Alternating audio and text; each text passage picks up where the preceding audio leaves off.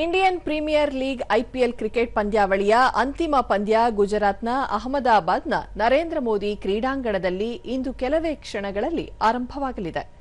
ಹಾಲಿ champion royal Challengers Bengaluru ಮತ್ತು Gujarat Titans ತಂಡಗಳು ಪ್ರಶಸ್ತಿಗಾಗಿ ಮುಖಾಮುಖಿಯಾಗಲಿವೆ.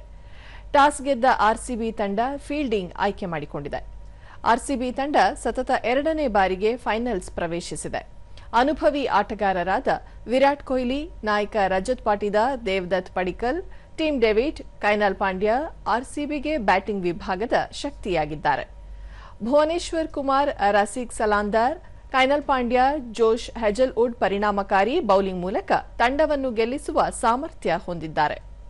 ಗುಜರಾತ್ ಟೈಟಾನ್ಸ್ನ ಪರ ನಾಯಕ Shubman Gill, Sai Sudharsan, Jos Buttler, Washington Sundar ತಂಡದ ಶಕ್ತಿಯಾಗಿದ್ದಾರೆ.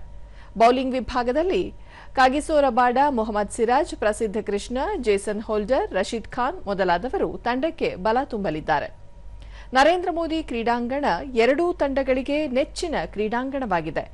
ಈ ಕ್ರೀಡಾಂಗಣದ ಪಿಚ್ ಬ್ಯಾಟ್ಸ್ಮನ್ ಸ್ನೇಹಿಯಾಗಿದ್ದು ಅಂತಿಮ ಪಂದ್ಯದಲ್ಲಿ ರನ್ ಹೊಳೆಯೇ ಹರಿದು ಬರುವ ಸಾಧ್ಯತೆಗಳಿವೆ. ಪಂದ್ಯಾವಳಿಯುದ್ದಕ್ಕೂ ಗುಜರಾತ್ ಟೈಟನ್ಸ್ ಹಾಗೂ ಆರ್ಸಿಬಿ ನಡುವೆ ಸಮಬಲದ ಹೋರಾಟ ಕಂಡುಬರಲಿದೆ.